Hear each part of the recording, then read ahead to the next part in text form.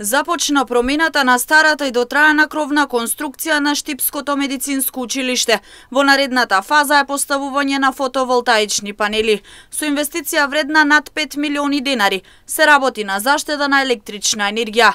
Фотоволтаици веќе се поставени на кровот на основното училиште Тошо Арсов, а до крајот на годината ваков проект треба да започне во средното училиште Колен Ехтенин. Станува збор за проект за поставување на фотоволтаични панели на кровни конструкции, а оному каде што има потреба за реконструкција и веќе се врши и замена на дотраената кровна конструкција, реконструкција незина, подосна и поставување на фотоволтаичните панели.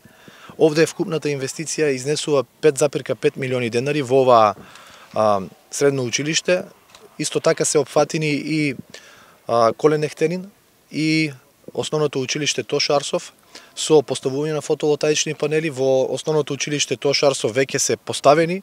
Очекувам до крајот на оваа година да се започнат активностите и за поставување во училиштето Колен Ехтенин и со тоа да се заокружи практично целиот проект кој што ќе овозможи заштедување на електрична енергија. Помали сметки за струја, но и комплетно нов изглед на училиштето и подобри услови за учениците е исходот од проектите во средното медицинско.